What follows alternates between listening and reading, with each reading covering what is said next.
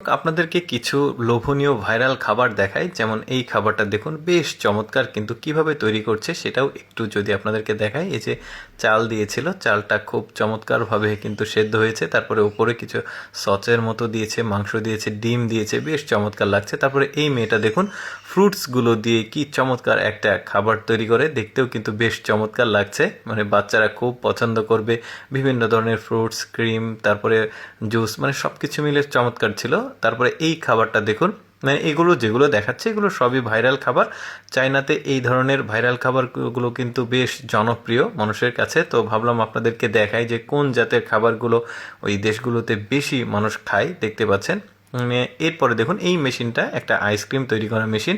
এখানে দুধ দিচ্ছে, তো ওই দুধটা জমাট বেঁধে, একটু ঠান্ডাতে জমাট বেঁধে একটা আইসক্রিমের মতো ফ্লেভার তৈরি হচ্ছে। এখানে এখন আরও কিছু দিবে, মিক্সিং করছে, জুস দিয়েছে, তারপরে দেখুন ওপরে আরও কিছু মানে কিছু দিয়ে এটাকে একটা চমৎকার আইসক্রিম তৈরি করলো। তারপরে দেখুন এইখানে এই যে কয়েকটা বক্স তৈরি করা আছে, এর মধ্যে বাদাম, তারপরে বিভিন্ন ধরনের ফ্রুটস, তারপরে আম দেখা যাচ্ছে, পেঁপে দেখা যাচ্ছে, আরও বিভিন্ন ধরনের ফ্রুটসগুলো দিয়ে 6 রকমের একটা খাবার তৈরি করলো। দেখতেও খুবই ভালো লাগছে। এটাতে আবার কাটছে, ছোট ছোট পিস করছে সন্দেশের মতো। এগুলো ওই যে বললাম যে চায়নাতে আসলে খুবই জনপ্রিয় এই ধরনের খাবারগুলো।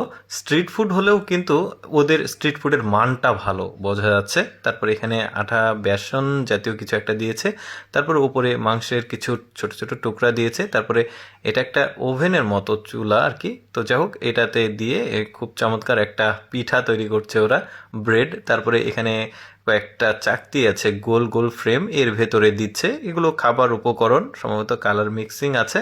তারপরে আমি একটু শর্টকাটে দেখাচ্ছি, যদিও এটা তৈরি করতে কিছুটা সময় লেগেছে। তো যাই হোক, আমি একটু শর্টকাটে দেখাচ্ছি আপনাদেরকে। তারপরে উপরে ক্রিম দিয়ে দিচ্ছে, দেখতেও বেশ চমৎকার, ফুচকার মতো দেখতে অনেকটা।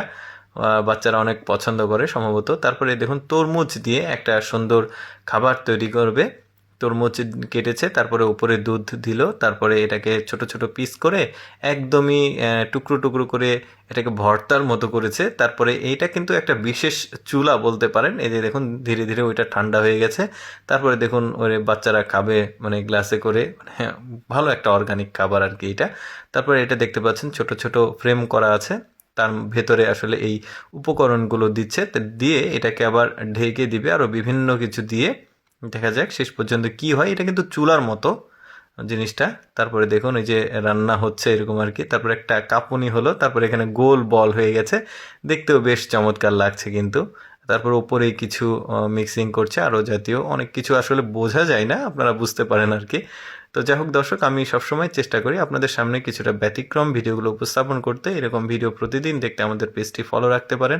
আজকের এই খাবারের ভিডিও কেমন লাগলো কমেন্ট করে জানাবেন।